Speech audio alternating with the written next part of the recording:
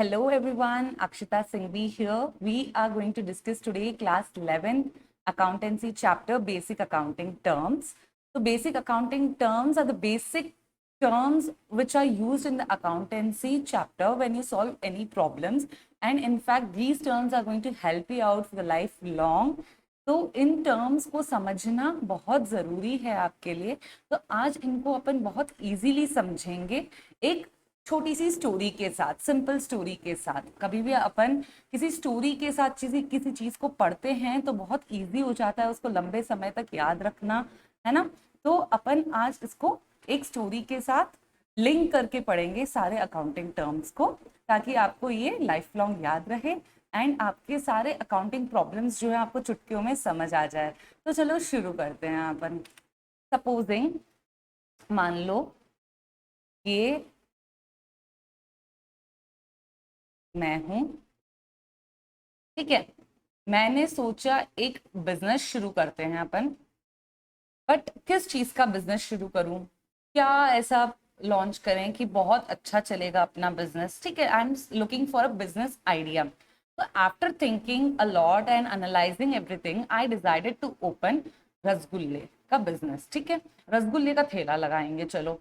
But रसगुल्ले का ठेला लगाएंगे ये तो ठीक है, रसगुल्ले तो सब बेचते हैं, बट मेरे बिजनेस में क्या यूनिकनेस लाऊं मैं, क्या कुछ अलग करूं कि मेरा बिजनेस एकदम हटके चले, सबसे अलग हो, है ना।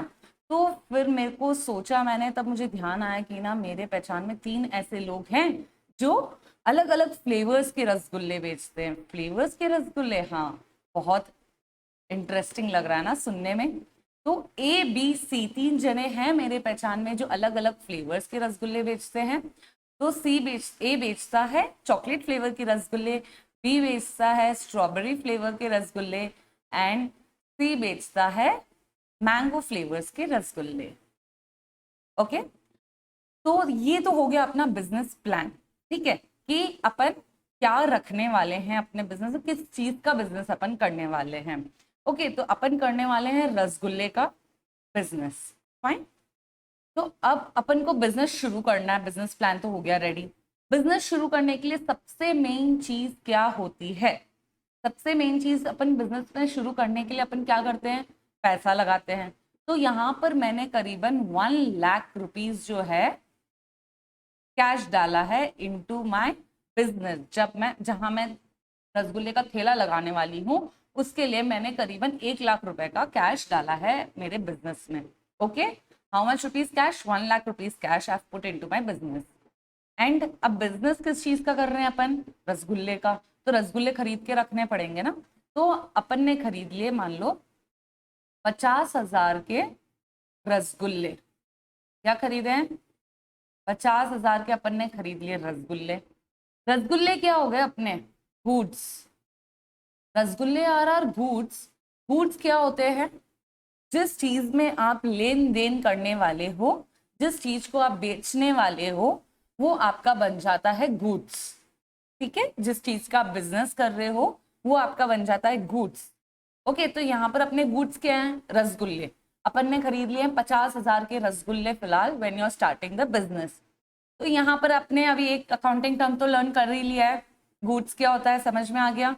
ठीक है, तो ये दोनों चीजें की टोटल क्या हो जाती है बच्चों? 1,50,000 रुपए। So this 1,50,000 rupees is going to be my capital. 1,50,000 क्या हो गया मेरा?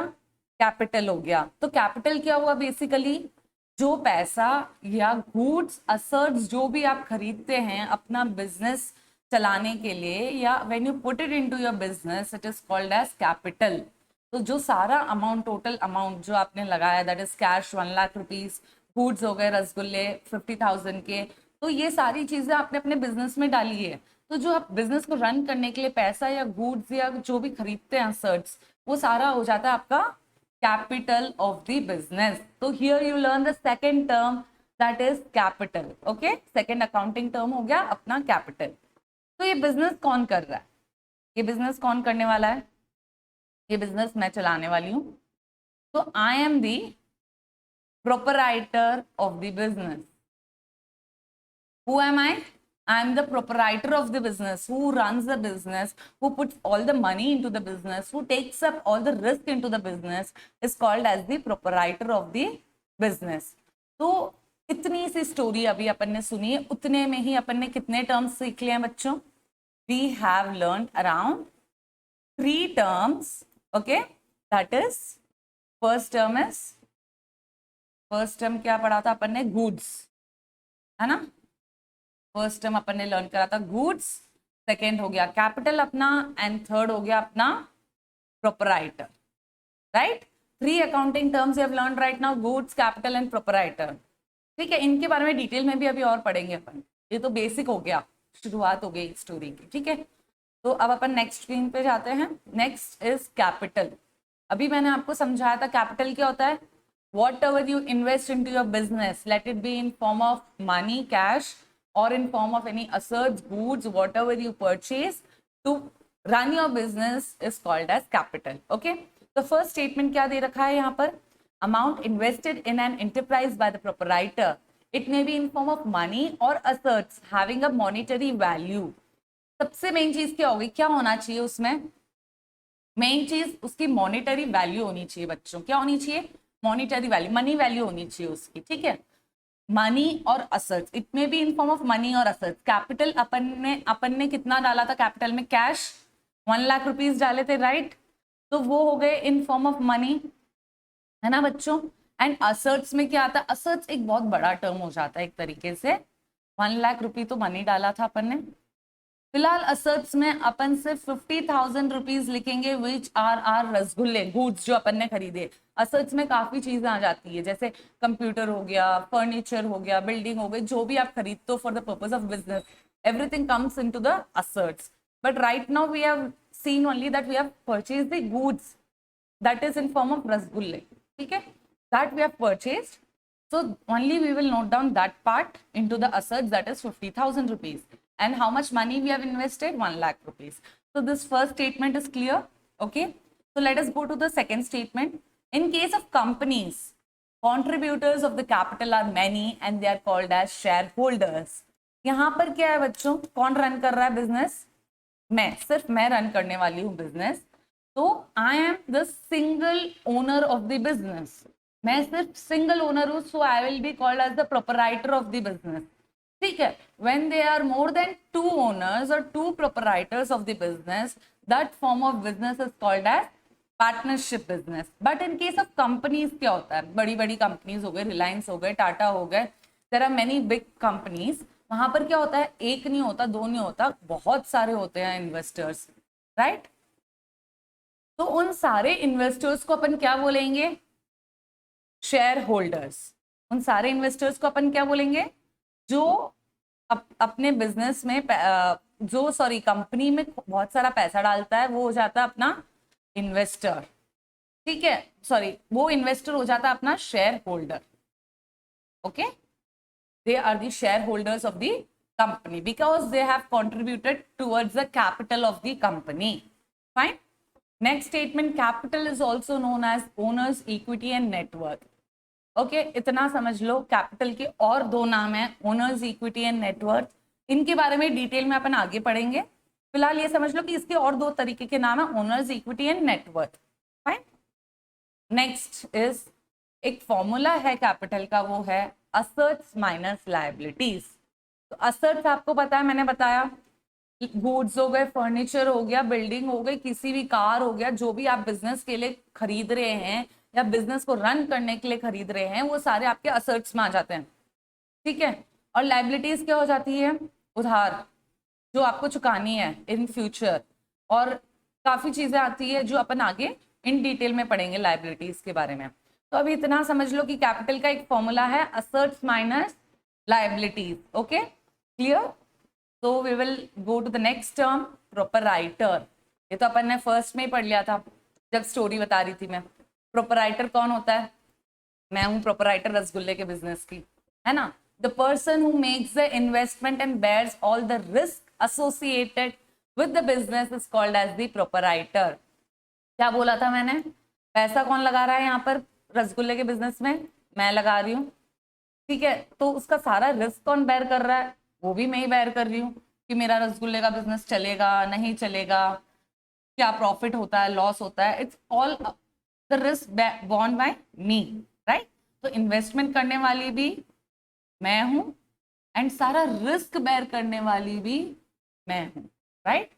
So I am the proprietor of the business because I am doing the investment into the business and bearing up all the risk associated with the business. ठीक है?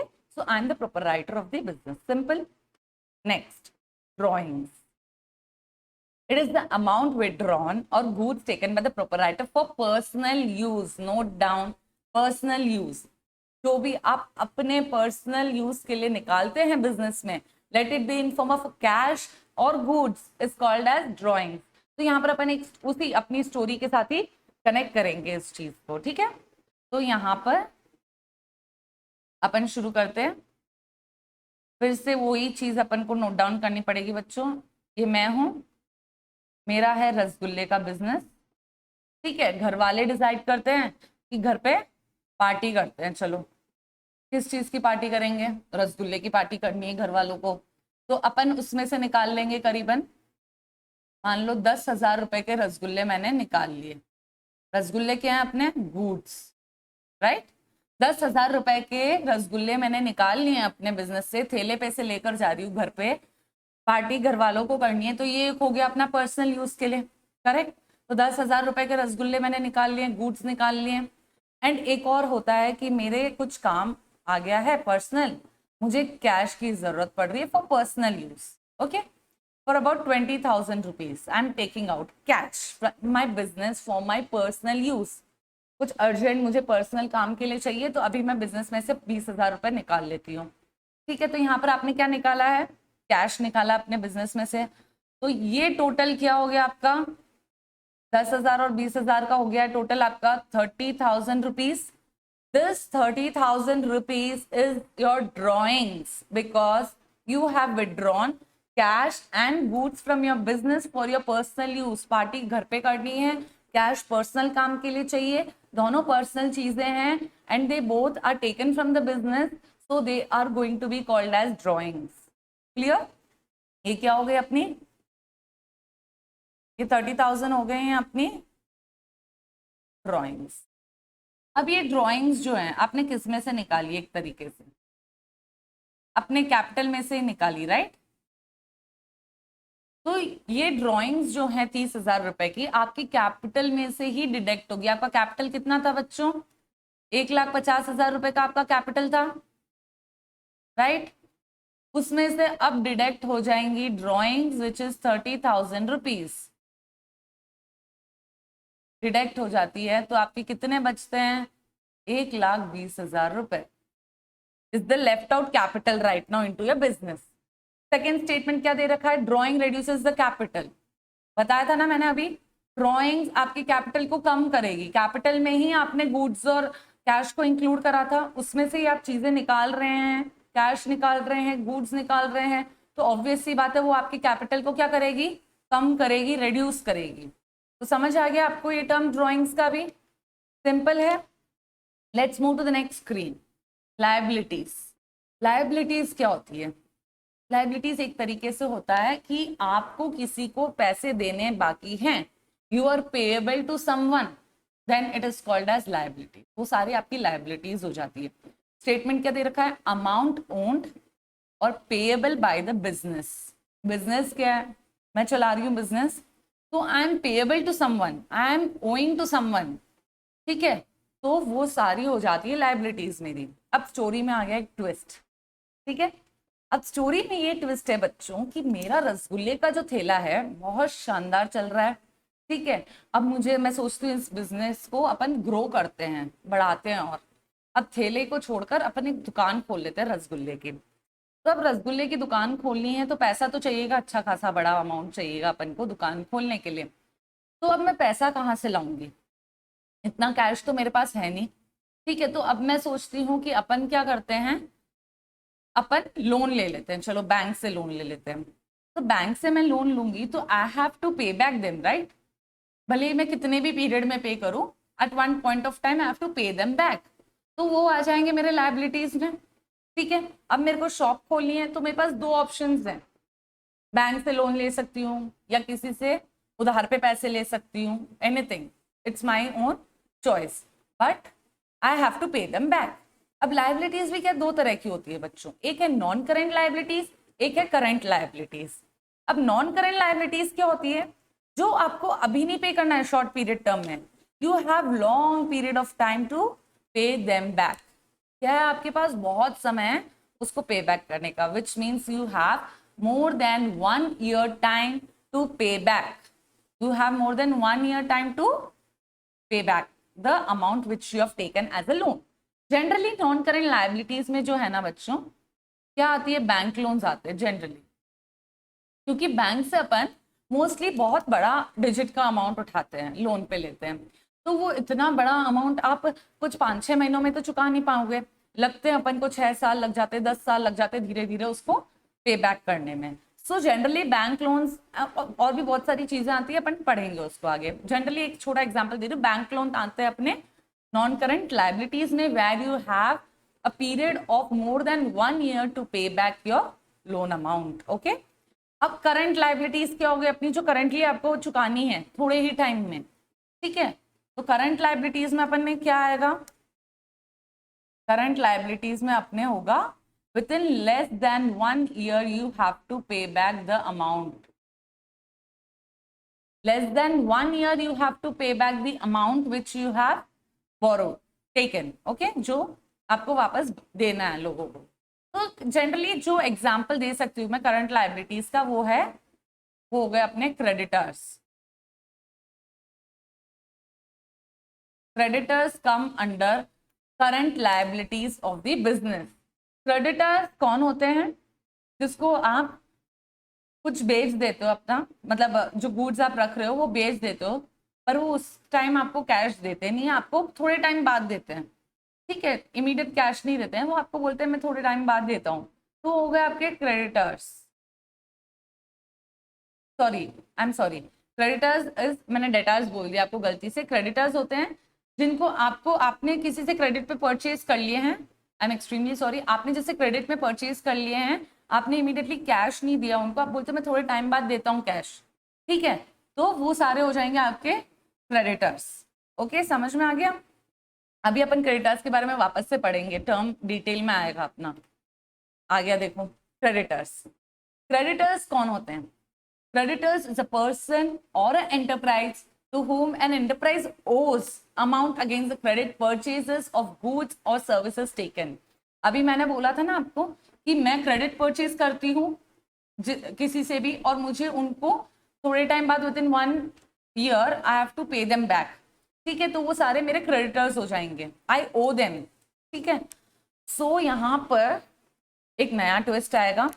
यहाँ क्या होता है, मेरा जो रसगुल्ले का बिजनेस है, फिर से अपनी स्टोरी पे आएंगे, क्रेडिटर्स टर्म को अपन कनेक्ट करेंगे अपनी स्टोरी के साथ।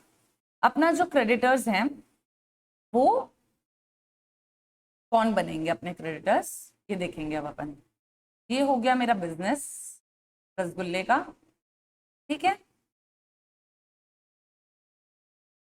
अब मैंने शॉप खोली है बच्चों, अभी मैंने बताया मैंने लोन लेकर शॉप खोली है, ठीक है। अब शॉप खोली है तो उसमें गुड्स भी बहुत सारे रखने पड़ेंगे, है ना। तो मैं किन किन से लेती हूँ गुड्स, आपको बताया था मैंने, मैं ए से लेती हूँ अलग फ्लेवर का, बी से लेती हूँ और सी से लेती हूँ। ए से मैं चॉकलेट फ्लेवर का लेती हूँ, सी से मैं लेती हूँ स्ट्रॉबेरी फ्लेवर का, एंड बी से लेती हूँ मैं स्ट्रॉबेरी फ्लेवर का, और सी से लेती हूँ मैं मैंगो फ्लेवर का, राइट। तो इन तीनों से मुझे बहुत ज्यादा गुड्स खरीदने होंगे बल्क क्वांटिटी में।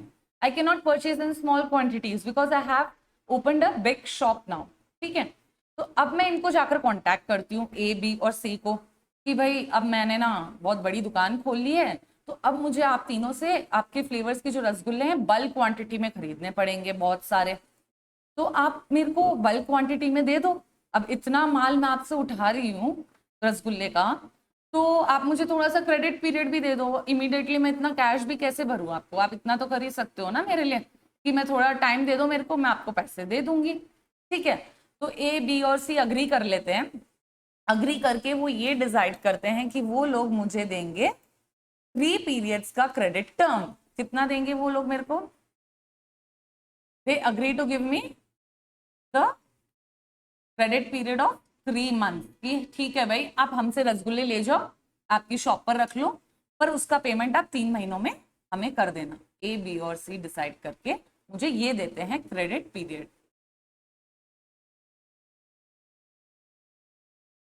3 मंथ्स का। तो अब 3 महीनों में मैं जितने भी रसगुल्ले खरीदूं, जितने भी रसगुल्ले मैं खरीदती हूँ उनका पैसा मुझे ए, बी और सी को 3 महीने में चुकाना है। समझ में आ गया? तो अब ये ए, बी और सी कौन हो गए मेरे? क्रेडिटर्स हो गए, क्योंकि इनको आई एम लायबल टू पे। ये तीनों हो गए मेरे क्रेडिटर्स। ए, बी और सी कौन हो गए मेरे बच्चों? क्रेडिटर्स हो गए।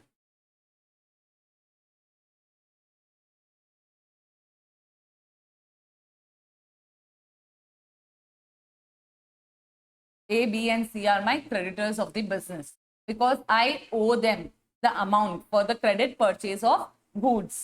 समझ में आ गया? क्लियर है creditors? Okay, let us move to the next term, trade payables. ठीक है, ट्रेड पेएबल्स, अभी मैं हिंदी में एक टर्म बोलूं तो है उधारी। क्या है? उधारी जो मुझे चुकानी है, late it be in any period of time. ठीक है, सबका अलग अलग टाइम होता है, बट मुझे at the end of the day I have to pay them back. उधारी है वो मेरी बिजनेस की, बिजनेस रिलेटेड से। ठीक है, तो ट्रेड पेएबल का फर्स्ट स्टेटमेंट क्या दे रखा है यहाँ पर? It is the amount payable for purchase of goods और services taken in the ordinary course of business. मैंने क्या बोला? बिजनेस के लिए जो भी मैं उधारी लेती हूँ, जैसे परचेज कर लिया मैंने गुड्स या सर्विसेज, फॉर एग्जाम्पल अभी मैंने बताया था आपको क्रेडिटर्स कौन कौन हो गए थे मेरे, ए, बी और सी। मैंने उनसे परचेज किए थे ना गुड्स क्रेडिट पे, तो वो हो गए मेरे ट्रेड पेएबल्स में आएंगे वो लोग। ठीक है, एंड एक और टर्म हो जाता है, it is the amount due to the sellers of the goods by the enterprise. कोई जो amount is due to the seller of goods by the enterprise, जो अपन को सेल कर रहे हैं ना गुड्स, तो अगर अपन लायबल है उनको बाद में पे करना बाकी है अपना, तो वो सारे अपने ट्रेड पेएबल्स में ही आएंगे। ठीक है, one more is trade payables is the sum out of creditors and bills payable. जो सम निकलता है, टोटल निकलता है क्रेडिटर्स और बिल्स पेएबल का, वो सारा अपना ट्रेड पेएबल्स में आएगा। क्रेडिटर्स तो अभी आपने समझ ही लिया था कि क्या होते हैं, कौन होते हैं अपने क्रेडिटर्स और क्या क्या आता है उसके अंदर। बिल्स पेएबल, बिल्स पेएबल क्या होता है? जो भी बिल्स आपके बाकी हैं, ड्यू हैं क्लियर करने के, वो सारे एक तरीके से बिल्स पेएबल में आ जाते हैं। ये आपको डिटेल में पढ़ाएंगे आगे बिल्स पेएबल का भी, बट एक शॉर्टली अभी समझ लीजिए कि जो भी चीजें बाकी है, आपको बिल्स पे करने बाकी हैं, ड्यू चल रहे हैं, वो सारे बिल्स पेएबल में आ जाएंगे। एंड जब आप इन दोनों का टोटल निकालते हो ना, किसका? क्रेडिटर्स का और बिल्स पेएबल का, दोनों का जब टोटल हो जाता है वो आ जाता है सम। वही मैंने बोला ना टोटल, वो सारे आ जाते हैं अंडर दी ट्रेड पेएबल्स। किसके अंदर आएंगे? कौन से टर्म के अंदर आएंगे? ये सारे अंडर दी ट्रेड पेएबल्स में आ जाते हैं। ओके, तो अभी तक के सारे टर्म्स आपको क्लियर हैं, लिंक कर लिया अपन ने सारा स्टोरी से। तो आगे के जो टर्म्स हैं अपन नेक्स्ट वीडियो में पढ़ेंगे। कोई भी डाउट्स हो बच्चों कमेंट सेक्शन में बताइएगा, I will surely try to clear it. Till that good bye, Tata.